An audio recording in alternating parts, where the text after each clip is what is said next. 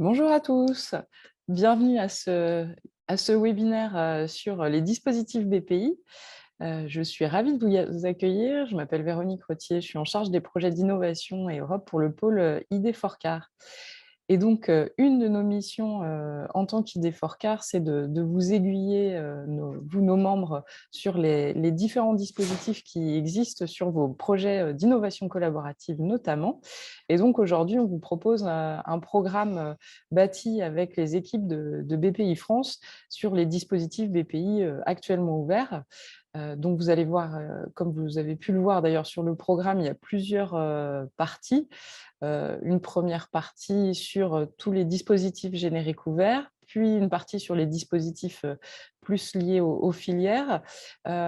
Et enfin, il y aura, donc ce n'était pas prévu sur le programme, mais on a l'opportunité aussi de vous présenter le dispositif accélérateur. Donc après la présentation de chacun des dispositifs, il y aura une session de questions-réponses. Donc surtout, n'hésitez pas à poser vos questions via le module questions-réponses. Je me ferai fort de relayer vos questions pour les panélistes. Avant qu'on démarre, je vais vous partager mon écran quelques secondes. Hop. J'aimerais vous rappeler à tous, donc vous pouvez voir sur cette slide que ID Forecar, comme tous les pôles de compétitivité, mais en particulier, nous vous accompagnons sur tout le long du montage de votre projet, donc que ce soit de la partie idéation jusqu'à la partie réalisation et évaluation. Et donc aujourd'hui, on est vraiment sur la partie recherche guichet de financement. Et donc l'objectif de la session d'aujourd'hui, ce n'est pas de faire de vous des spécialistes de dispositifs de financement, mais que vous en ayez bien une vue complète pour pouvoir vous positionner. Donc, à l'issue, alors vers la fin du webinaire, on vous proposera de répondre à un questionnaire qui nous permettra, nous, d'identifier si certaines personnes ont besoin d'être recontactées et sur quel dispositif elles seraient intéressées d'être recontactées. Voilà, donc je vous le rappelle, hein, n'hésitez surtout pas à poser vos questions via le module de chat. Et je vais pouvoir passer tout de suite la parole aux premiers intervenants BPI France, que je remercie encore une fois de leur participation à ce webinaire. Alors, Bonjour à tous. Antoine, si tu peux mettre en plein écran. Merci. Bonjour à tous, du coup je suis Franck Bernard, je suis dans l'équipe du pilotage des appels à projets à la direction de l'innovation chez BPI France. Donc je travaille avec Estelle Morin qui est avec moi et Antoine Roux aussi. Donc on va vous présenter un certain nombre d'appels à projets aujourd'hui. Peut-être pour commencer, on va vous faire un petit rappel de ce qu'est France 2030, puisque tous les appels à projets qu'on va vous présenter s'inscrivent dans ce plan. Donc, plan France 2030, c'est un grand plan qui a été annoncé par Emmanuel Macron il y a bientôt un an, c'était en octobre 2021. Donc, le grand plan France 2030 repose sur sur quelques principes fondamentaux. Il a pour ambition de répondre aux grands défis de notre temps, qu'ils soient écologiques, économiques, technologiques, industriels ou sociaux. Il trahit une double ambition, transformer durablement des secteurs clés de notre économie par l'innovation technologique et positionner la France non pas seulement en acteur, mais bien en leader du monde de demain. C'est un plan qui est inédit par son ampleur, puisqu'il y a 54 milliards d'euros qui seront investis dans les entreprises, universités, organismes de recherche, etc., pour réunir pleinement qu'elles puissent réussir pleinement leur transition dans des filières stratégiques. C'est un plan qui est mis en œuvre collectivement, donc il est pensé et déployé en concertation avec les acteurs économiques, académiques, locaux et européens pour déterminer les grandes orientations stratégiques et les actions phares à mettre en place. C'est un plan qui est piloté par le secrétariat général pour l'investissement, donc le SGPI, pour le compte du Premier ministre, et qui est mis en œuvre par plusieurs opérateurs, donc l'ADEME, l'ANR, BPI France et la Caisse des dépôts et consignations. Donc le plan France 2030 a aussi fait l'objet d'une doctrine d'investissement rénovée, L'idée, c'est vraiment d'avoir un impact transformant et créer de la valeur pour la société, avec une prise de risque accentuée et assumée dans la sélection des projets, en soutenant des projets potentiellement moins matures ou atypiques, mais particulièrement novateurs ou en rupture par rapport à l'état de l'art. Dans la sélection des projets, il y aura évidemment un haut niveau d'exigence, notamment en termes d'incitativité et d'innovation. Et ce sont des investissements qui visent à terme la constitution d'actifs stratégiques pour la France en matière technologique, de capital humain, d'écosystèmes, d'infrastructures, etc. Et c'est donc tout cela dans des procédures ouvertes et transparentes, avec notamment le recours systématique à des experts issus de la société civile, donc c'est-à-dire qui ne sont ni des opérateurs ni des ministères. Donc c'est pour ça que vous verrez dans toutes les process de sélection, on fait appel à ce qu'on appelle des experts indépendants pour sélectionner les projets. Slide suivante, s'il te plaît, Antoine. Merci. Alors, chez BPI France, pour déposer sa candidature, il y a 2 plateformes qui existent, que vous connaissez peut-être. Donc, il y a une première plateforme qui s'appelle PIC, la plateforme de gauche, et une autre qu'on est en train de déployer progressivement sur l'ensemble des appels à projets qu'on vient de qui est encore en cours de développement, donc qui s'appellera Projet innovant, collaboratif et expertise en ligne. Donc, du coup, vous avez les 2 liens sur les slides qu'on vous transmettra ensuite. Donc moi, je vais vous parler des concours d'innovation et plus spécifiquement du concours d'innovation ILAB. Donc le concours d'innovation a cette particularité qui se décline en 3 volets complémentaires pour soutenir et encourager la création et le développement d'entreprises fortement innovantes en France. Ces 3 concours qui font aussi partie du plan Deep Tech qui a été lancé il y a quelques années par BPI France. On a donc 3 volets. Le premier, c'est le concours d'innovation iPhD qui s'adresse plutôt à des jeunes doctorants et jeunes docteurs. On a le concours d'innovation ILAB qui va s'adresser aux entreprises créées depuis moins de 2 ans ou en cours de création. Et enfin, on a le concours Innov pour les PME déjà un peu plus installées qui souhaitent développer un projet innovant. Donc, l'idée, c'est vraiment d'avoir un continuum de financement entre la fin des études pour un docteur, la création de l'entreprise et ensuite le développement de son entreprise. Continuum ne veut pas dire que pour participer à ILAB, vous devez être lauréat d'iPhD ou pour participer à Innov, vous devez au préalable avoir fait iPhD et ILAB. Vous pouvez vraiment rentrer à n'importe quel moment dans l'un de ces concours. Slide suivant, s'il te plaît. Antoine ?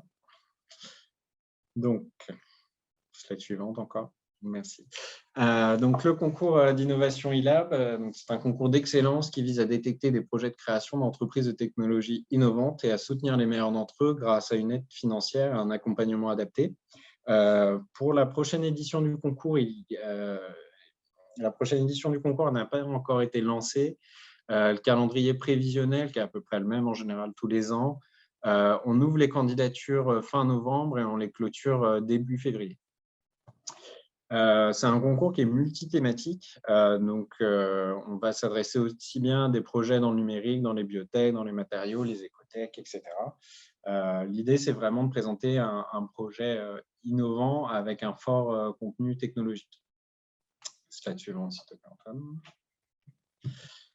Au niveau des projets attendus et des modalités de financement, peut-être ce qui est important sur ILAB, et c'est une spécificité de ce concours, c'est qu'on va récompenser des personnes physiques, même si le financement sera adressé à une entreprise. Du coup, c'est un concours qui est ouvert aux entreprises en cours de création ou aux entreprises créées depuis moins de 2 ans et qui vont présenter des projets qui vont faire entre 12 à 36 mois. Une autre composante importante du concours, c'est qu'il n'y a pas de conditions de fonds propres comparé à tout le reste de nos appels à projets, ce qui fait que vous pouvez vraiment venir avec une entreprise juste créée et par exemple 10 000 € de capital, ou si vous n'êtes pas créé, vous avez 0 capital. Voilà, ce qu'on va vous demander par contre, c'est d'avoir un plan de financement prévisionnel équilibré. Au niveau du financement, c'est là aussi une particularité, c'est 100% de subvention et on va pouvoir financer jusqu'à 60% maximum des dépenses éligibles dans une limite de 600 000 €. Les dépenses éligibles, c'est les dépenses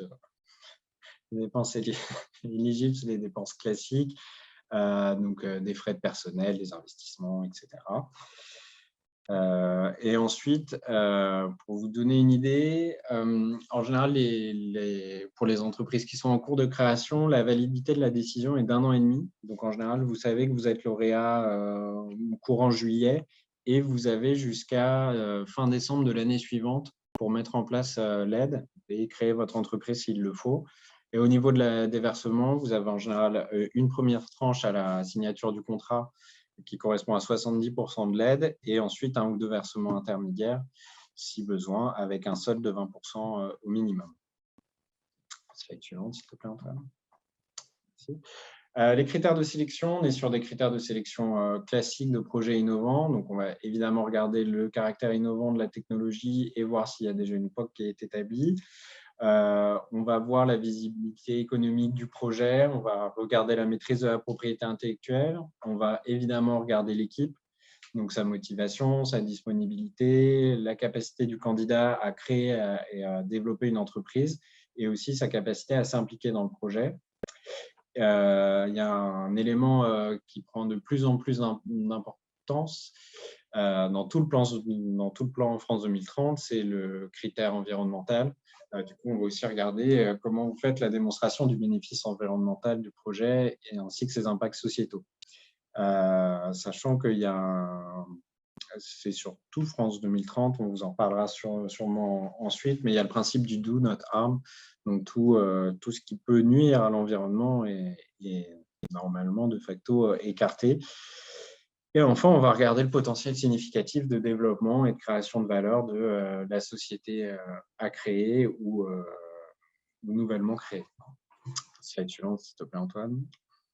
On a un dossier de candidature qui est assez léger pour participer. On vous demande une présentation du projet sous un format Word qui fait environ 25 pages, une annexe financière pour présenter vos dépenses. Une particularité d'E-Lab, c'est qu'on vous demande aussi une vidéo de 90 secondes pour présenter votre projet. Et ensuite, on vous demande des documents administratifs relativement classiques, des prévisions économiques et un plan de financement. Et donc, tous ces documents sont à déposer sur l'extranet des projets innovants collaboratifs. Slide suivante. Le process de sélection, on vous a mis la slide parce que c'est un process qui est assez long et assez compliqué. Donc, comme je vous disais, en général, le concours est lancé fin novembre, début décembre. La relève des dossiers se fait début février. Ensuite, vous avez une première présélection qui est opérée par les chargés d'affaires et innovation de BPI France en région, donc dans chaque direction régionale. Ensuite, ces résultats sont remontés au niveau national. Là, il y a une deuxième présélection qui est faite par les experts sectoriels de BPI France avec l'appui d'un cabinet externe. Donc, pour cette année, ce sera une extenso innovation croissance.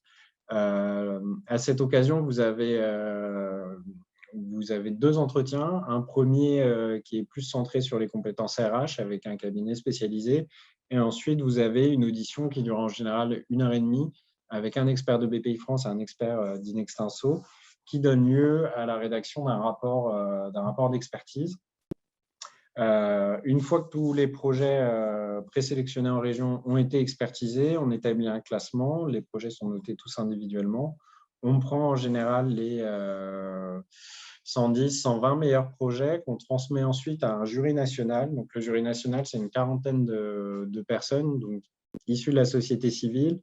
Dans ce jury, on retrouve des anciens lauréats E-Lab, on retrouve des investisseurs, des chercheurs, des chefs d'entreprise, des responsables de business unit dans des grands comptes.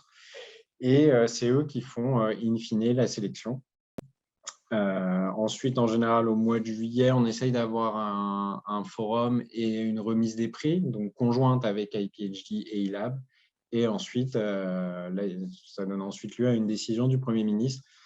Et ensuite, le dossier est mis en place au niveau de la direction régionale. Voilà.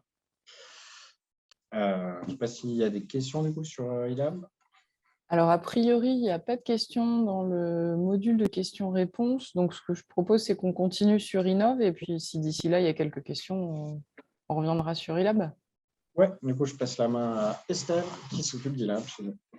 Merci. Bonjour à tous. Du coup, je me présente Estelle Morin. Donc, je suis dans l'équipe de Franck et d'Antoine. Et je suis entre autres coordinatrice du concours d'innovation, donc du volet Innove, comme on l'a présenté, donc, qui est le 3e volet du continuum du financement du concours.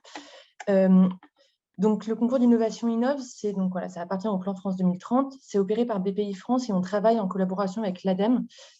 C'est un détail important parce que c'est l'ADEME qui expertise 2 thématiques parmi les 4 thématiques du concours. Donc, le concours il a été lancé en 2017. On a déjà plus de 500 lauréats qui ont été soutenus pour des projets d'innovation. Et ce qu'on recherche, c'est des projets innovants avec un très fort potentiel pour l'économie française. La cible de ce concours, c'est des projets monopartenaires, donc une unique entreprise déposante. Il faut que ce porteur de projet soit une start-up ou une PME, si on a cette limite de PME, qui conduit à favoriser et donc l'émergence d'entreprises leaders dans leur domaine au niveau national, européen ou international. L'objectif du concours, c'est d'accélérer le développement et la mise sur le marché de produits innovants et de solutions technologiques de rupture particulièrement. Et on cofinance donc des projets de recherche et développement. On a, contrairement à ILAB qui est du 100% subvention, nous, on a une répartition entre subvention et avances remboursables. Et on a je vous préciserai les taux dans la slide suivante. Donc, ce qu'on recherche, c'est les visées de ce concours, c'est d'avoir des retombées économiques directes, donc de la création d'emplois, des retombées économiques et sociales, et des retombées technologiques sous forme de nouveaux produits, de services et de technologies. Il y a une attention particulière sur tout ce qui est propriété industrielle, propriété intellectuelle. Antoine, slide suivante, s'il te plaît. Donc, les critères d'éligibilité de ce concours, donc on l'a dit, projet monopartenaire porté par une PME. Il faut donc compléter un dossier sur notre plateforme de dépôt BPI France. On demande à avoir, un des critères d'éligibilité importants, c'est qu'il faut présenter une assiette de dépenses entre 1 et 5 millions d'euros et exclusivement des dépenses liées à la recherche, au développement et à l'innovation.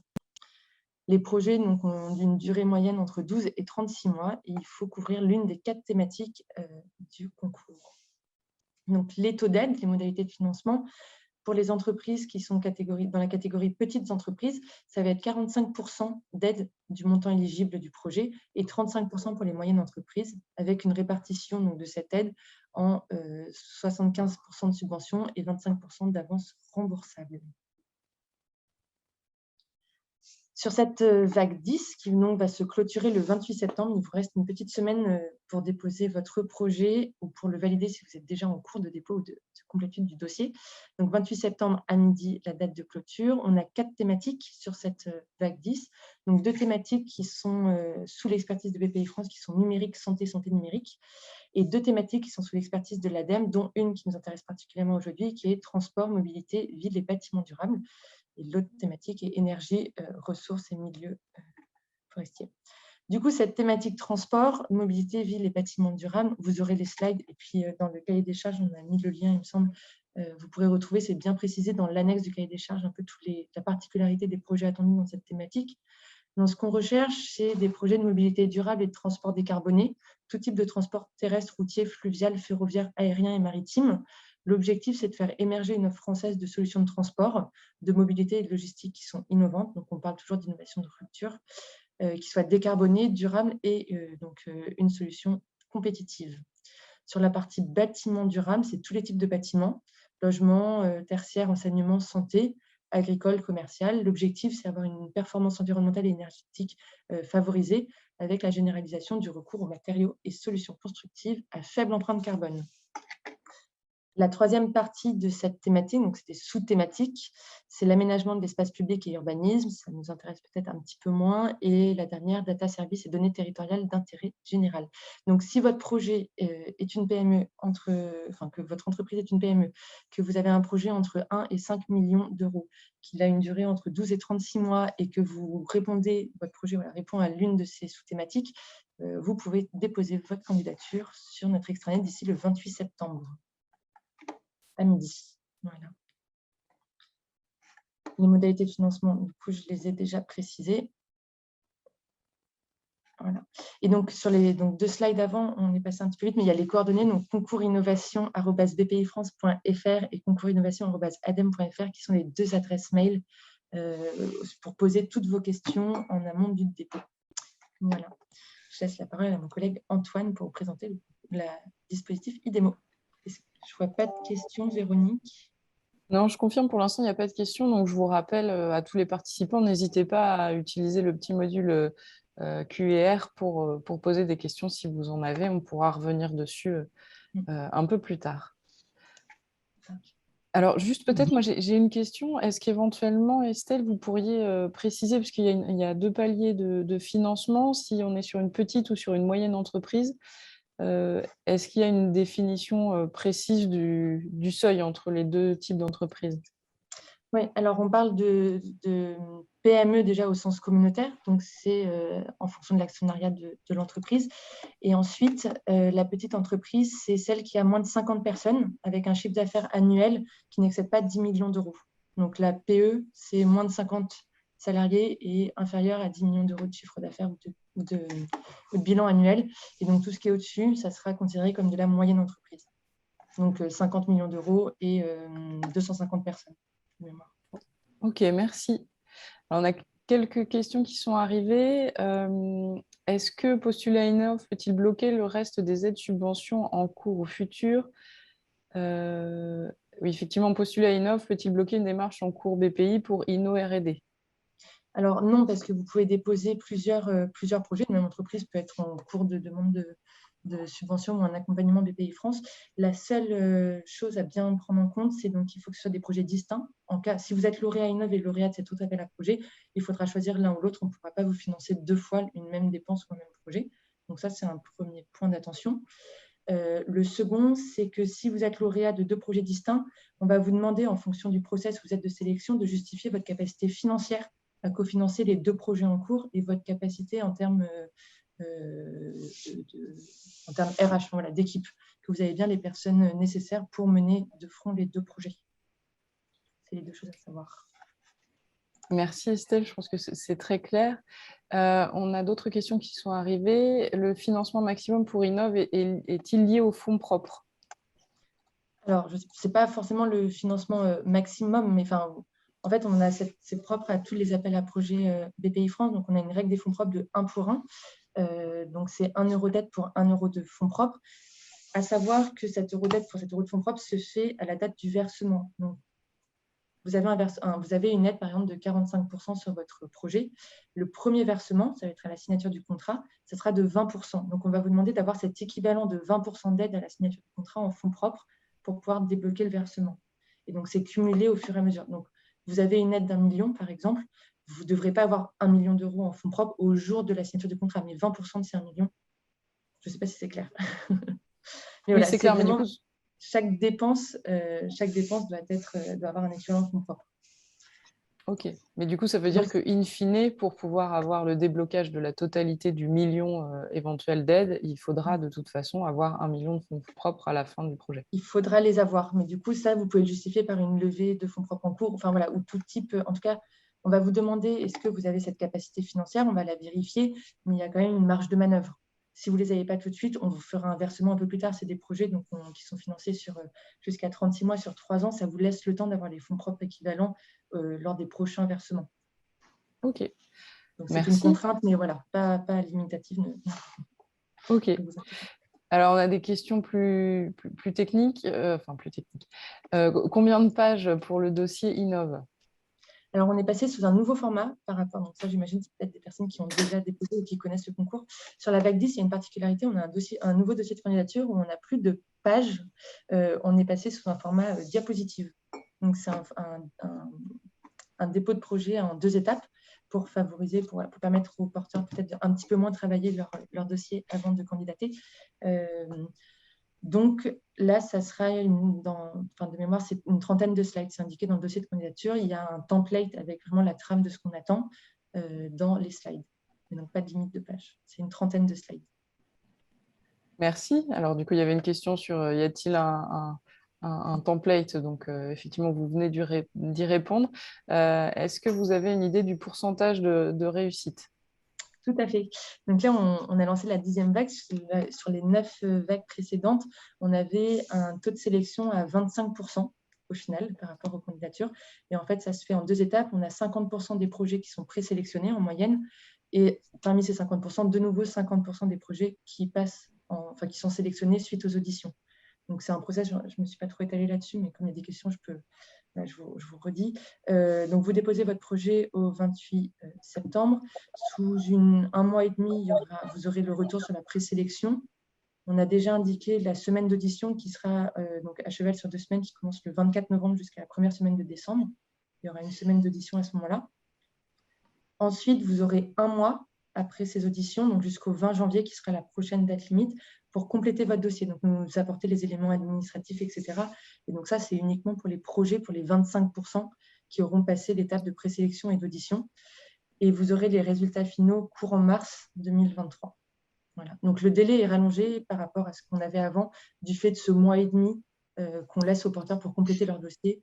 Et on espère vous permettra d'avoir plus de candidatures, de meilleures candidatures encore, et que vous ayez, vous, de votre côté, un petit peu moins de travail en amont et que vous travaillez si vous êtes sélectionné. Merci. Je vois que vous trouvez le template. Alors, je vais vous remettre le lien dans la conversation de notre page. Alors, merci beaucoup. Sinon, effectivement, il est sur le site de BPI, sur la page du dispositif. Il y a une autre question sur la date prévisionnelle pour la vague 11. Alors, effectivement, là, on est en pleine vague 10, mais... C'est pour les retardataires. La vague 11, donc c'est prévu qu'il y en ait une. On n'a pas encore de calendrier à date. C'est des calendriers qui sont vus par l'État et choisis par l'État en interministériel. On espère avoir une ouverture décembre-janvier, courant décembre-janvier, avec une clôture au début du printemps, donc mars-avril. C'est du prévisionnel, ça peut changer. Pour l'instant, on n'a rien de validé, mais il y aura de la communication qui sera faite, bien évidemment, là-dessus, dès qu'elle sera ouverte. Ok, merci Estelle. Alors, je pense que pour l'instant, on a épuisé les questions sur Innov. N'hésitez pas à en reposer d'autres si vous en avez par la suite. Et je pense que c'est Antoine qui prend la parole pour le IDEMO. Oui, bonjour à tous. Moi, c'est Antoine Roux. Donc, je vais vous parler de l'appel à projet IDEMO. Donc, c'est un appel à projet qui a pour objectif le développement de produits ou services très innovants et à haute valeur ajoutée, avec une idée de structurer une filière durablement. Donc, l'idée, c'est de présenter des projets qui permettent le développement industriel ou pré-industriel de produits ou de services, avec cette idée d'innovation de rupture, donc des projets avec une innovation assez avancée. L'appel à projet IDEMO, c'est un appel à projet qui propose le dépôt de projets de R&D de manière individuelle ou collaborative, avec cette idée de lien entre les entreprises industrielles et les acteurs de recherche, donc pour faire ce lien de base scientifique avec une application industrielle. L'idée derrière cet appel à projet, c'est aussi d'offrir des retombées économiques importantes, qu'elles soient directes ou indirectes, avec la création d'emplois ou avec des retombées économiques au sein d'une filière, en particulier auprès des PME et des ETI. Concernant les critères de sélection principaux de cet appel à projet, c'est un petit peu on retrouve bien sûr des critères communs à ce qu'on vient de voir. Le caractère innovant, c'est vraiment le critère principal, je dirais, fondamental de cet appel à projet, avec une forte valeur ajoutée, avec, comme je le disais, l'idée de maturité du projet qui est importante. Autre critère important, la performance environnementale du projet, on l'a vu, cette prise en compte dans n'importe quel projet, n'importe quelle thématique. Ça, c'est quelque chose, bien sûr, d'important. La capacité du porteur à porter le projet, comme on le disait, capacité financière et aussi la compétence des équipes. Lorsqu'on est en consortium, on va regarder la complémentarité du consortium, à quel point les compétences sont bien réparties et à quel point le consortium est bien gouverné, bien managé par un chef de file en lien avec tous ses partenaires. Et autre critère de sélection, l'impact économique, à quel point l'innovation, oui, elle est importante, mais elle offre des retombées économiques importantes avec des marchés visés qui sont divers et variés, avec des retombées financières et sociales qui sont importantes et au sein d'une filière. Donc ça, c'est le caractère stratégique du projet. Sur les critères, on va dire, d'éligibilité d'IDEMO, il faut savoir qu'IDEMO, c'est un appel à projet qui est ouvert à toutes les thématiques et pour toutes les entreprises de toute taille. Donc, ça en fait un appel à projet générique avec voilà, cette possibilité de déposer en collaboratif ou en individuel. Lorsque vous déposez un projet collaboratif, il faut au moins intégrer une PME ou une ETI dans la limite de 6 partenaires. Donc, vous pouvez avoir 6 partenaires qui font une demande d'aide. Voilà, comme je disais, c'est porté par une entreprise et non par des organismes de recherche. C'est vraiment l'entreprise qui doit être chef de file, quelle que soit sa taille. L'idée d'IDEMO, je ne l'ai pas dit au début, mais quand on parle de phase pré-industrielle, c'est vraiment ça, vous êtes dans un projet de R&D et l'idée, c'est de financer sa partie pré-industrielle, donc de recherche industrielle avec des phases de développement expérimental. Donc, ce qu'on appelle RI et DE, c'est le régime d'aide qui est mobilisé pour cet appel à projet. Et c'est vraiment cette partie après la preuve de concept, mais avant la phase industrielle qui est visée dans cet appel à projet démo. Donc, c'est vraiment la cible des projets qui est visée sur IDEMO. La taille minimum des projets, c'est de 4 millions d'euros, qu'on soit en individuel ou en collaboratif. Ça, c'est une différence peut-être pour certains qui connaissaient l'appel à projet IDEMO numéro 1, qui faisait la distinction entre individuel et collaboratif. Là, c'est la taille minimum de budget, c'est la même pour les deux types de projets, donc c'est 4 millions d'euros. La durée indicative, c'est la même, elle reste entre 3 et 5 ans. Et voilà, avec ce principe de projet causant un préjudice important du point de vue de l'environnement qui est exclu. Concernant les modalités de financement de cet appel à projet, on est sur une forme d'aide mixte entre avance récupérable et subvention. Et cette variable, on pourra aller jusqu'à 75% de subvention au maximum pour les projets qui présentent majoritairement des dépenses de recherche industrielle. Et si ce n'est pas le cas, si on a majoritairement des dépenses de développement expérimental, il y aura jusqu'à 60% de subvention. Donc, ce détail de recherche industrielle et développement expérimental, ce type et ces catégories de dépenses, vous le trouverez lorsque vous irez sur le cahier des charges avec le régime d'aide, donc régime d'aide RDI, qui vous précise vraiment ces typologies de dépenses et ce qui relève de la recherche industrielle et ce qui relève du développement expérimental. Donc ça, c'est rapidement sur les modalités de financement. On va parler des dépenses éligibles et des taux d'aide applicables. Donc, il faut savoir qu'il y a deux grandes variables qui définissent un taux d'aide et des dépenses éligibles. La première, c'est la taille de l'entreprise. Plus une entreprise sera petite, au plus son taux d'aide et ses dépenses éligibles vont être importants. On peut voir aussi que sur ce tableau que ce taux d'aide peut aussi être encore plus important si vous êtes dans le cadre d'un projet collaboratif. Donc ça, c'est la première variable. Et la deuxième, c'est comme je le disais, les dépenses. Si vous êtes davantage sur des dépenses en recherche industrielle, ce taux d'aide sera plus important que si vous êtes sur des dépenses en développement expérimental. Concernant les dépenses éligibles, je ne vais pas m'attarder dessus. C'est des dépenses classiques de projets de R&D avec les salaires de personnel, la sous-traitance à hauteur de 30% maximum du projet. Voilà, contribution aux amortissements, autres achats et consommables. Ça, c'est vraiment assez classique. Et concernant les types de financement, on a celui des entreprises que je viens de vous présenter, et on a aussi celui des organismes de recherche, où il y a deux types de financement, soit 50% des coûts complets, ou alors 100% des coûts marginaux. Donc, les coûts marginaux, ce sont les coûts additionnels qui sont engagés dans le cadre du projet. Et donc là, c'est une option de financement qui est prise en charge à 100%. Concernant les dépenses éligibles, les dépenses sont éligibles le sont à partir du lendemain du premier dépôt. On va y venir sur le dépôt. C'est un dépôt qui se fait en 2 temps, avec dans un premier temps un dépôt de dossier allégé. Et si vous êtes présélectionné, vous allez devoir déposer un dossier complet. Et les dépenses sont éligibles à compter du lendemain du premier dépôt, donc du dossier allégé. Ça, c'est quelque chose qui est important à avoir en tête. Concernant le processus de sélection de cet appel à projet, comme je viens de vous le dire, on a un dépôt allégé sur la plateforme BPI France Pixel. Vous avez des dates de relève qui sont précisées dans le cahier des charges. L'appel à projet est ouvert jusqu'au 20 juin 2023.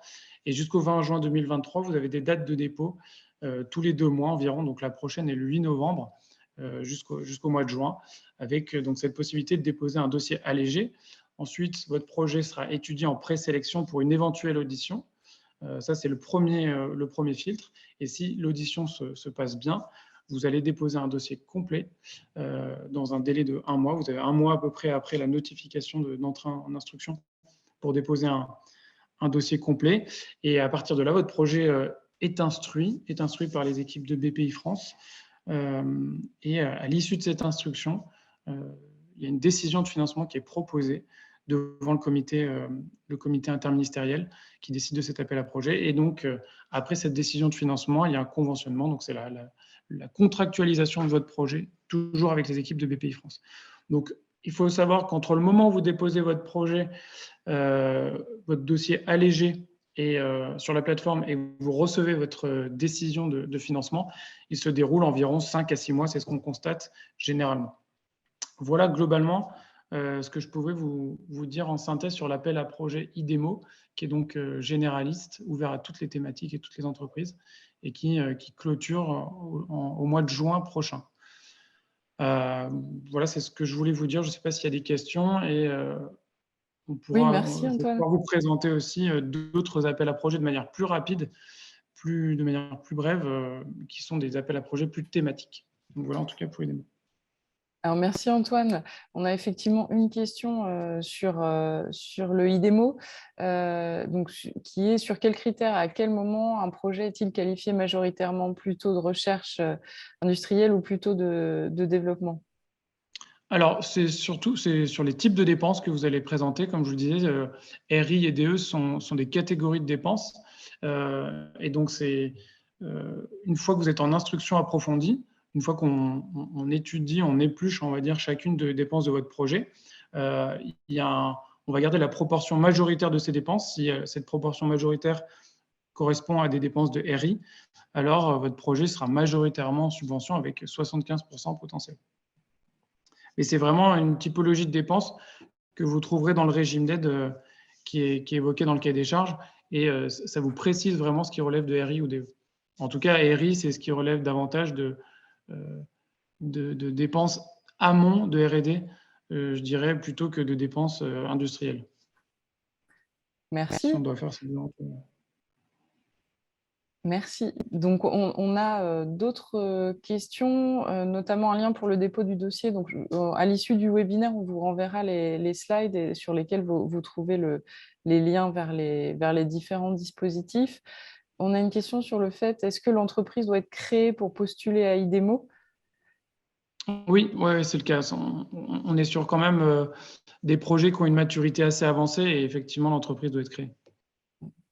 Donc, du coup, il y a une question un peu qui vient à la suite, c'est quelles sont les grosses différenciations entre IDEMO et Innov? Alors, bon, dans les deux cas, les entreprises doivent être créées, mais par contre, effectivement, ça peut peut-être être intéressant juste de réexpliquer les grosses différences entre les deux dispositifs. Alors, peut-être que moi, je vais rappeler, on va dire, les grands principes d'IDEMO, et si Estelle veut compléter. Donc, sur IDEMO, en gros, on a déjà la taille des budgets n'est pas la même sur IDEMO que sur Innov. Sur IDEMO, on est sur un minimum de 4 millions d'euros.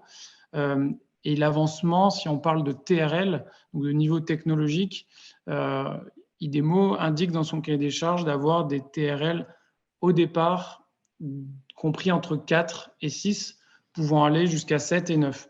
Donc ça, c'est une indication, on va dire, qui peut donner une idée de l'avancement. Mais je dirais la différence, c'est d'une part le budget du projet, et d'autre part l'avancement technologique qui est plus important sur IDEMO, parce qu'IDEMO, on vise vraiment de la pré-industrialisation. Je ne sais pas si Estelle, tu veux compléter sur les avancées sur Innov? Non, c'était assez clair. Une autre particularité, c'est qu'IDEMO, donc Antoine l'a dit, c'est multithématique.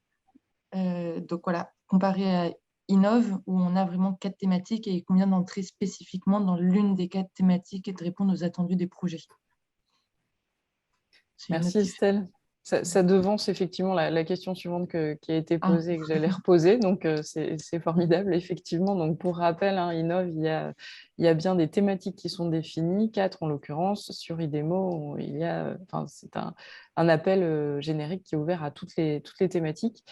Il y a de nouveau une question sur le taux de réussite pour Innov, donc ce qu'a expliqué Estelle, vous me corrigerez Estelle si je me trompe, mais c'est qu'on a 50% sur la première sélection. Donc la première étape de sélection, puis 25% après la présentation à BPI sont amenés à compléter leur dossier pour aller jusqu'à la fin du process. Est-ce que c'est bien ça, Estelle? Tout à fait. 25% de taux de réussite finale. Très Ce qui est bien. quand même élevé. Tout à fait. Ouais. Eh bien, écoutez, je pense qu'on a épuisé les questions pour le moment. Je vous propose qu'on passe effectivement au dispositif plus filière. Oui. Donc là, l'idée, c'est qu'effectivement, alors pour les participants, la BPI va vous les présenter de manière un peu plus succincte et si besoin, on pourra organiser des points précis si vous êtes intéressé particulièrement sur l'un d'eux. N'hésitez pas néanmoins à poser vos questions. Alors de manière générale, essayez plutôt d'utiliser le petit module Q&R pour poser vos questions. C'est plus pratique pour nous. Voilà, écoutez Antoine, je vous laisse la parole. Ouais. Merci. Alors, pour vous y retrouver un petit peu là dans toutes ces offres, il est important de rappeler que dans France 2030, on a deux volets. On a le volet structurel qu'on vient de vous présenter en majorité. C'est ce qui relève, on va dire, de dispositifs un peu généraux. Donc ça, c'est le volet structurel. Et il y a aussi des volets, ce qu'on appelle le volet dirigé, qui cible, on va dire, des thématiques dans lesquelles on souhaite investir et financer de l'innovation. Et donc, on a plusieurs thématiques ciblées avec des stratégies d'accélération notamment. Et l'idée aujourd'hui, c'est de vous en présenter certaines qui pourraient vous intéresser. On a notamment l'appel à projet batterie qui est intégré à la stratégie d'accélération batterie avec cet objectif très ciblé de poursuivre les efforts sur le développement de cette offre nationale batterie, donc soutenir les projets d'innovation sur le développement industriel de projets liés à cette thématique, avec donc un appel à projet, comme on vient de vous présenter, avec globalement les mêmes règles de financement, les mêmes règles de dépenses éligibles, mais avec cette thématique très ciblée batterie, où là, l'idée, c'est de financer des projets liés aux composants, liés aux procédés et liés au système innovant de batterie. Donc, procédés de fabrication, on va dire, nouveaux prélèvements et composants nécessaires à la fabrication de cellules de batterie. Donc là, c'est un appel à projet qui est ouvert jusqu'au 10 janvier 2023.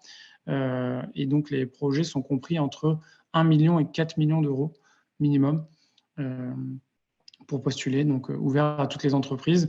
Et une adresse mail qui est indiquée, donc c'est stratégie d'accélération @bpifrance.fr si vous avez des questions. Et également, on a le lien vers le site de l'appel à projet. Je vais rapidement sur ces appels à projets, parce qu'on ne va pas redire toutes les règles qui sont assez communes aux autres appels à projets qu'on a présentés. Mais si vous avez un besoin, on pourra y revenir plus en détail. Donc ça, c'est l'appel à projet mobilité routière qui, lui, entre dans une autre stratégie d'accélération axée sur la décarbonation des mobilités. Et cet appel à projet soutient le développement de projets liés aux systèmes et véhicules automatisés et aux infrastructures routières. Donc ça, c'est vraiment les deux grandes thématiques visées par cet appel à projet mobilité routière, c'est les systèmes et véhicules automatisés et connectés et les infrastructures, toujours avec tout type d'entreprises sont éligibles, individuels et collaboratifs. Et là, c'est la fourchette, c'est 2 millions et 5 millions minimum. Celui-ci est ouvert jusqu'au 11 janvier 2023. Voilà, pour le reste, ce sont les mêmes règles. Juste un mot sur celui-ci. Les marchés ciblés, on va dire les projets ciblés sont des projets de transport public, de logistique, de véhicules particuliers ou d'infrastructures routières connectées. Voilà, globalement, ça c'est la cible de cet appel à projet. On a un autre appel à projet qui ressemble un petit peu à l'appel à projet mobilité routière, qui est l'appel à projet CORAM, qui vise à soutenir des projets de recherche de R&D portés par des entreprises de la filière automobile. Donc là, c'est vraiment la cible, c'est la filière automobile et les acteurs émergents de cette filière, donc notamment les startups, avec toujours la possibilité de déposer en projet individuel ou collaboratif, avec une fourchette de projets compris entre 1 et 2 millions. Là, on a des axes thématiques. En fait, le CORAM, c'est une feuille de route qui est définie par la filière automobile et par l'État, et dans laquelle on définit des priorités thématiques. Et c'est ces priorités thématiques qu'on souhaite financer. Vous les avez sur sur cette diapositive plusieurs axes, les véhicules électriques, les véhicules hydrogène, les matériaux innovants et leur assemblage, les véhicules connectés et autres axes permettant la diminution des émissions de CO2, avec aussi les mobilités et services connexes. Donc ça, c'est les 6 axes thématiques. À partir du moment où vous intégrez un de ces axes, vous pouvez postuler à l'appel à projet Coram, bien sûr avec toutes les autres règles d'éligibilité. Mais voilà, ça c'est vraiment lié à la filière automobile, c'est un peu l'appel à projet cible qui est plus restreint que l'appel à projet mobilité routière, je dirais, qui lui a d'autres objectifs. Donc là, pareil, on a une dernière relève qui aura lieu le 8 novembre. Donc c'est la dernière date de dépôt possible. Enfin, 2 autres appels à projets. On a cet appel à projet financement des pré-séries d'innovation technologique liées aux équipements agricoles. Donc là, c'est un appel à projet très ciblé qui répond aux enjeux de la transition agroécologique avec l'idée de présenter des projets de robotique, d'agroéquipement et de technologie automatisée pour des phases de pré-série afin d'équiper les sites agricoles en conditions réelles et avec la présentation d'un prototype donc dit de pré-série. Ça, c'est un appel à projet qui est très ciblé hein, sur la filière agricole. Et donc, on est sur des projets entre 200 000 € et 3 millions d'euros, avec une date limite de dépôt au 5 octobre. Donc, c'est vraiment très bientôt. Ça, c'était rapidement sur cet appel à projet pré-série.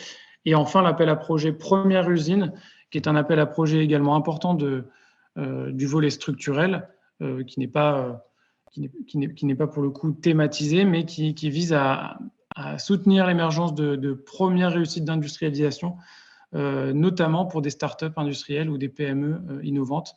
Donc là, l'idée, c'est vraiment de soutenir l'implantation de sites pilotes, l'implantation de premières usines, des premières unités de production industrielle. Donc c'est uniquement porté par des PME et à l'exception d'ETI sur certaines conditions. Donc là, on est sur des projets surtout individuels avec un minimum de 5 millions d'euros. Et l'idée, c'est vraiment de présenter des projets d'investissement, d'industrialisation et de diversification. C'est une logique différente de ce qu'on vient de voir avant avec surtout cette idée d'innovation et de pré-industrialisation. Là, l'idée vraiment de première usine, c'est une autre logique, c'est vraiment surtout l'investissement et le développement d'industrialisation porté par des petites structures. Donc ça, c'est un appel à projet qui fait l'objet de 3 relèves par an. Il manque un S à relève, bien sûr, c'est une faute d'orthographe. Avril, septembre et décembre, donc la prochaine a lieu le 15 décembre. Donc c'est un appel à projet qui est ouvert jusqu'en décembre 2026. Voilà pour ces appels à projet que j'ai passés en revue de manière plus rapide, mais qui sont aussi des appels à projets disponibles, ouverts, et qui peuvent potentiellement vous intéresser.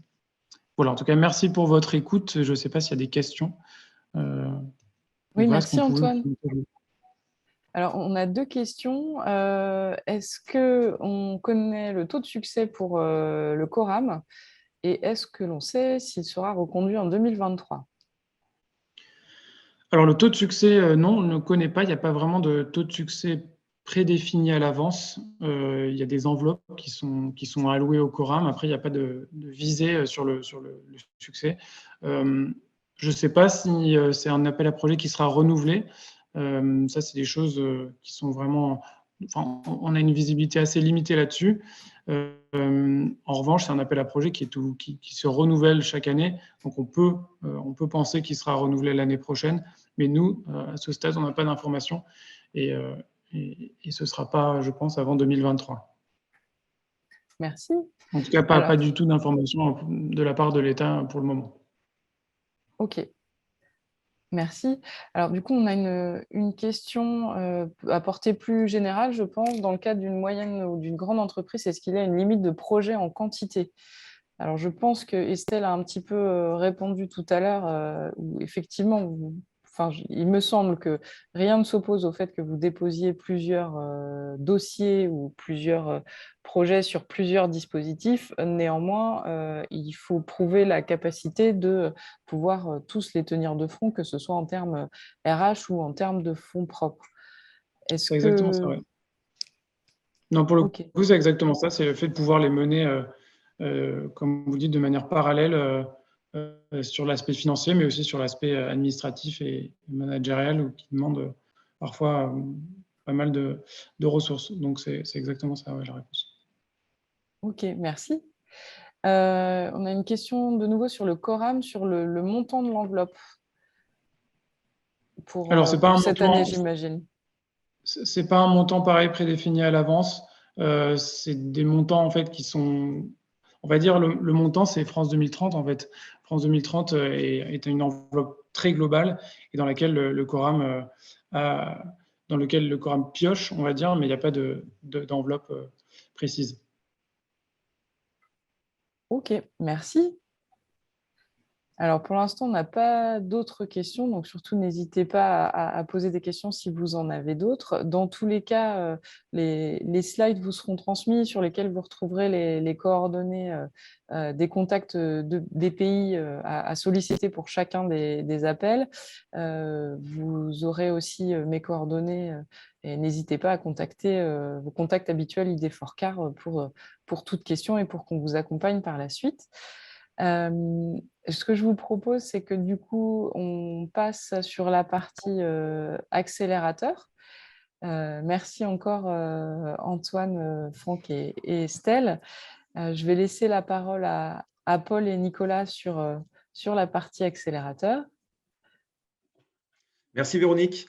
Donc vous l'avez compris, côté BPI France, il y a un certain nombre de dispositifs qui vous sont proposés. Là, on a présenté avec Antoine et Estelle IDEMO, ILAB, INNOV, notamment, et puis un certain nombre d'autres dispositifs opérés par BPI. Et depuis 2015, BPI propose aussi aux dirigeants d'entreprise, aux dirigeants de PME et de TI, un accompagnement personnalisé pour les aider notamment à structurer leur société et à devenir les ETI globalement de demain.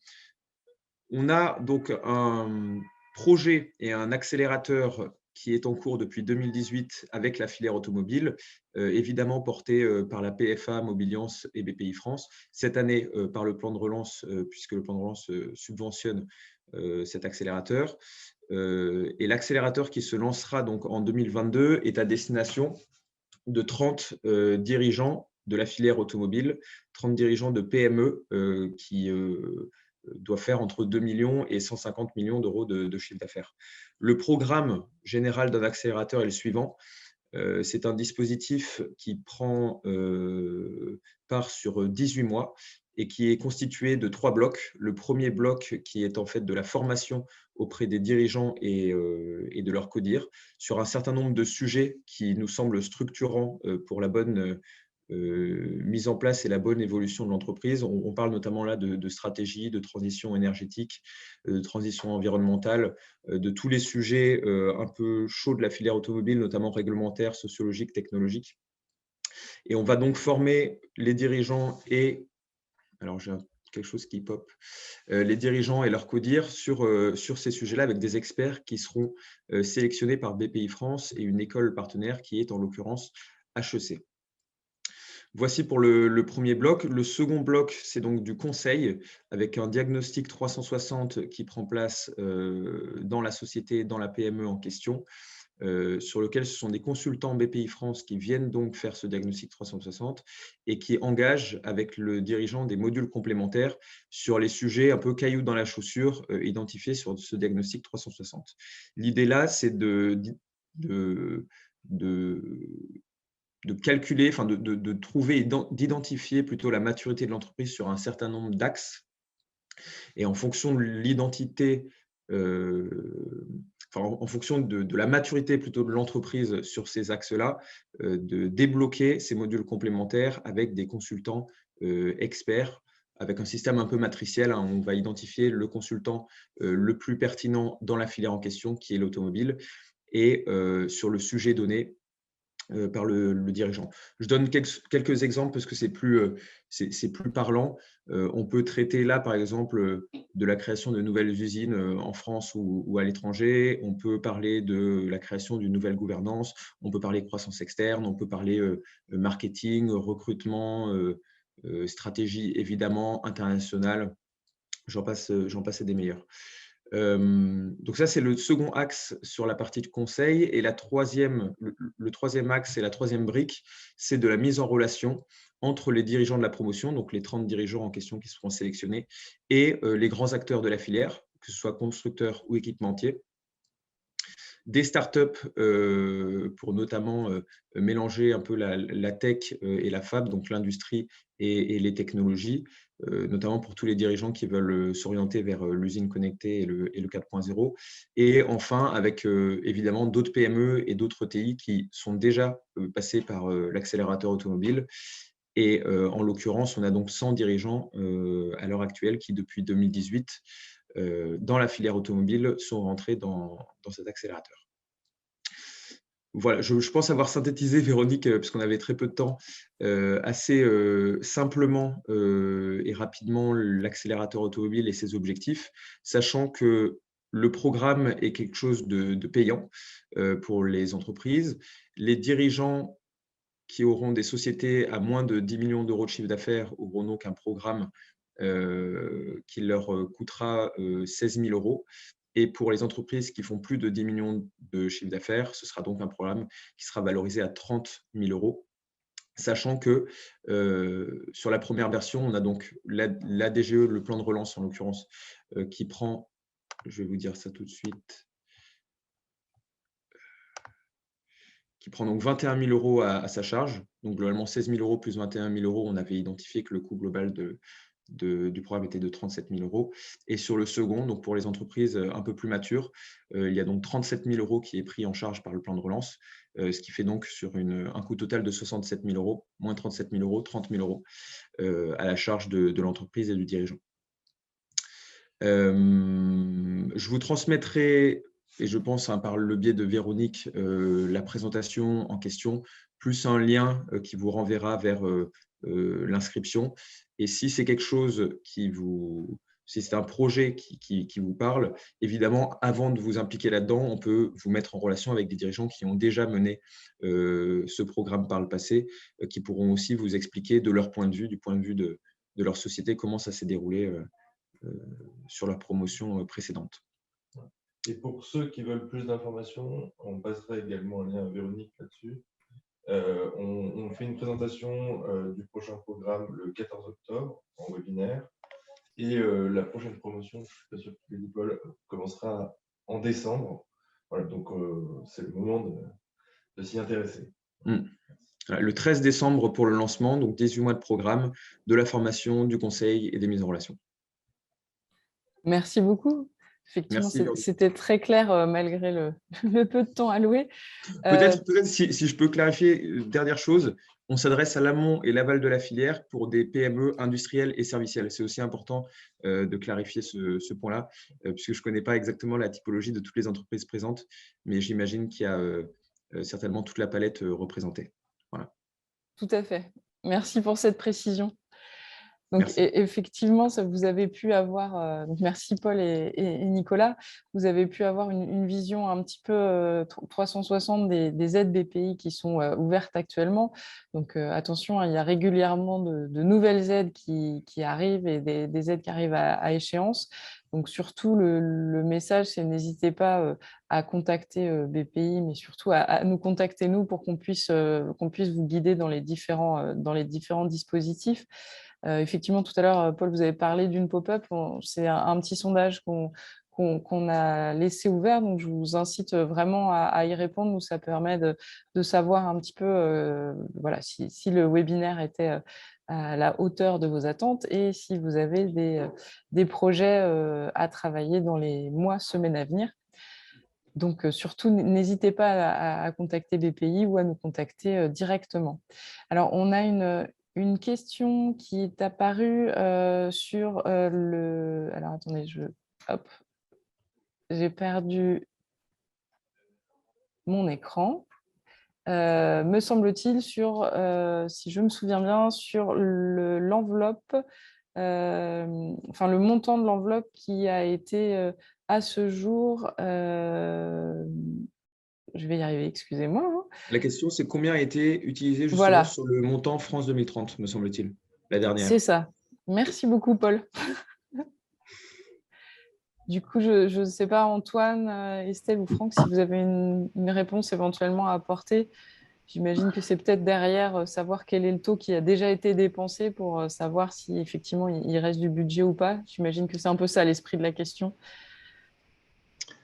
Oui, alors honnêtement, je ne pense pas qu'on ait cette info-là. Il y a 54 milliards, je crois.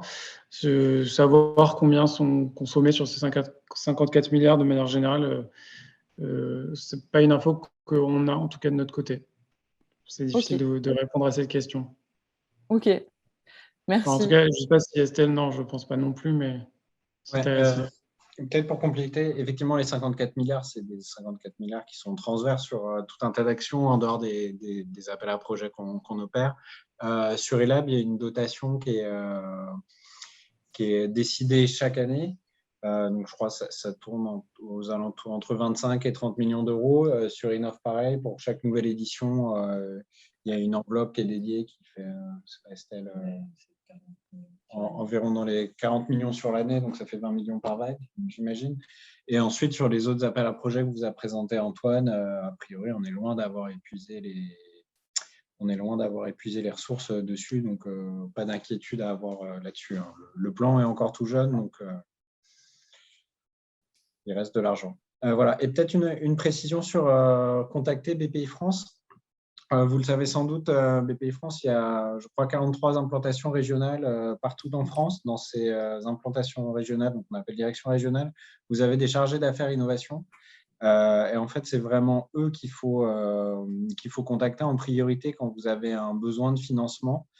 C'est eux qui sont censés vous accompagner tout au long de la vie de votre entreprise et ils sont normalement capables de vous aiguiller sur le bon dispositif au moment où vous en avez besoin, voire de vous en proposer auquel vous n'y auriez pas pensé. Donc, n'hésitez pas vraiment à prendre contact avec des chargés d'affaires innovation. Pour ça, vous avez le site bpifrance.fr, vous avez une rubrique « Contactez-nous ». Donc voilà, si vous ne l'avez pas fait, vraiment, mettez-vous en relation avec un chargé d'affaires qui pourra vous suivre tout au long de la vie de l'entreprise. Et par contre, effectivement, si vous avez des questions plus sur les dispositifs qu'on vous a présentés, vous pouvez nous contacter directement. Voilà. Merci. Alors, on a 2 questions qui sont arrivées entre-temps. Une filiale d'un groupe français, mais basée à l'étranger, peut-elle participer à un projet collaboratif ? Alors, l'idée, c'est d'avoir des entreprises qui sont basées. Il peut y avoir une entreprise qui n'est pas française, mais l'idée, c'est d'avoir des entreprises qui ont des dépenses réalisées en France, et ces dépenses-là qui seront éligibles. Donc, si on a une entreprise étrangère, mais qui a des bureaux en France, c'est bon. En revanche, là, je crois que c'est ça, c'est une entreprise française qui a des bureaux à l'étranger. Les dépenses ne seront pas éligibles si elles ne sont pas sur le sol français. Oui, alors par contre, sur ce sujet-là, n'hésitez pas à nous contacter parce qu'on vous accompagne aussi sur les projets européens. Donc, il peut y avoir des sujets sur lesquels, effectivement, un projet collaboratif ne pourrait pas être financé pour une filiale française, mais basée à l'étranger sur les dispositifs nationaux, mais peut-être que sur les projets européens, il peut y avoir quelque chose à imaginer. Donc, surtout, voilà, n'hésitez pas à nous contacter. On a une autre question. Sur les filières mobilité douce et active, existe-t-il des dispositifs dédiés ? Alors, il me semble que non à l'heure actuelle chez BPI, mais je préfère demander une confirmation, Antoine. Non, en tout cas, non, pas à notre connaissance, pas de dispositif cible sur cette filière. Voilà, donc il n'y a pas de dispositif dédié à cette filière, mais il peut y avoir des dispositifs existants sur lesquels cette filière-là est comprise. Alors, on arrive à la fin des questions. Je voudrais vous remercier encore tous les présentateurs, donc toute l'équipe BPI d'avoir joué le jeu et de s'être prêté à cette présentation qui permet, je pense, d'avoir du coup en une fois une vue un peu globale de toutes les aides qui existent. Et donc, comme dit, on enverra aux participants les présentations et surtout, n'hésitez pas à nous recontacter si besoin. Bonne journée à tous. Merci à tous. Bonne journée. Merci Véronique. Merci beaucoup. Merci, au revoir.